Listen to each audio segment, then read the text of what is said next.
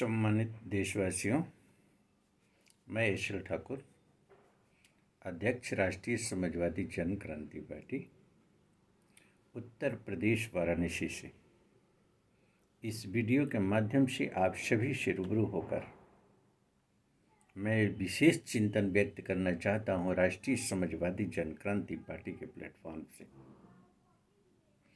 आज पूरे देश के अंदर मैं ये कह सकता हूं कि आज़ादी के बाद से निश्चित रूप से परिवर्तन हुआ, सुधार की दिशा में भी कदम रहा, लेकिन आमूलचूल परिवर्तन की तरफ हम अग्रसर नहीं रहे।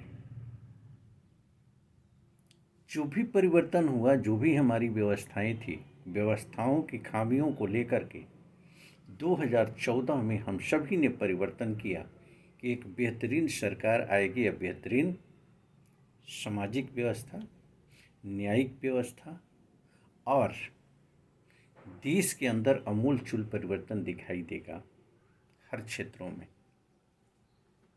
इसी उम्मीद के साथ 2014 में सरकार को हम लोगों ने परिवर्तित किया, इस विश्वास के साथ।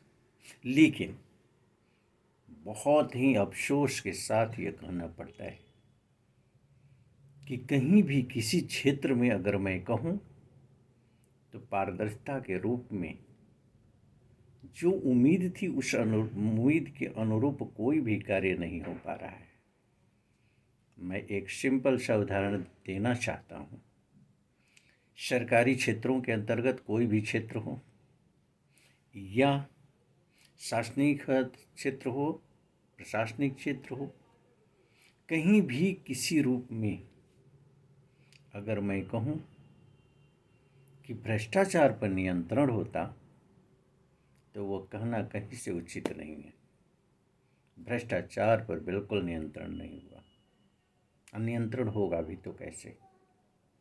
आज अगर किसी क्षेत्र में किसी भी बुराई को लेकर के, चाहे वो आरटीआई का ही क्षेत्र क्यों ना हो, चाहे वो मनवा आयोग का क्षेत्र क्यों ना हो, चाहे वो किसी संस्था से रिलेटेड क्षेत्र क्यों ना हो, शासनिक क्षेत्र क्यों ना हो, प्रशासनिक क्षेत्र क्यों ना हो, अगर किसी भी बुराई को लेकर के कोई आवाज़ उठाई जाती है तो कोई भी संतोषजनक उस पर पहल नहीं की जाती।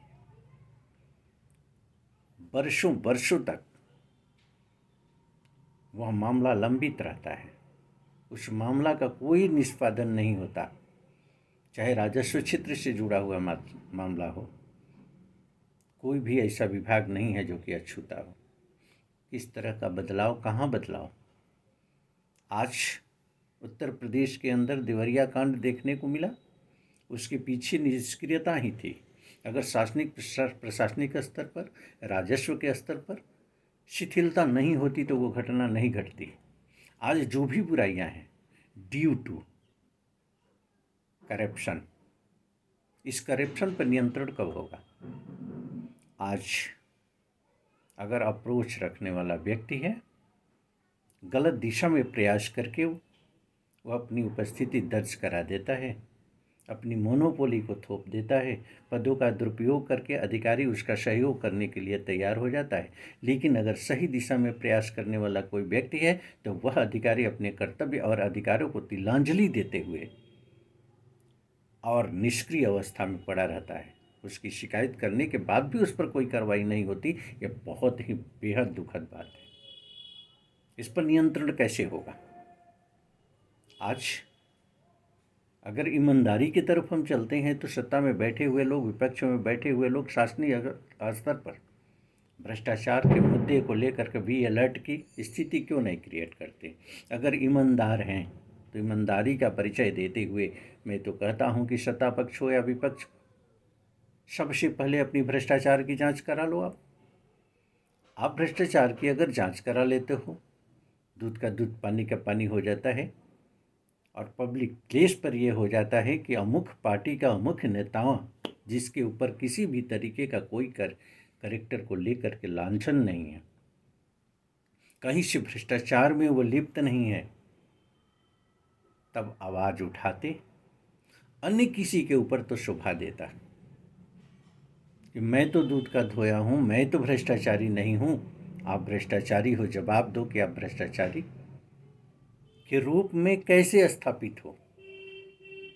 आपने भ्रष्टाचार किया है, भ्रष्टाचार के विरुद्ध आपके ऊपर कार्रवाई होनी ही चाहिए। राष्ट्रीय समाजवादी जनक्रांति पार्टी इसका समर्थन करती है, लेकिन राष्ट्रीय समाजवादी जनक्रांति पार्टी उस विषय पर कभी भी समर्थन करने को तैयार किसी व्यक्ति हो या संस्था हो या राजनीतिक संस्था हो या सामाजिक संगठन जो कि पक्षपातपूर्ण रवैया अपना करके और कार्य करता है।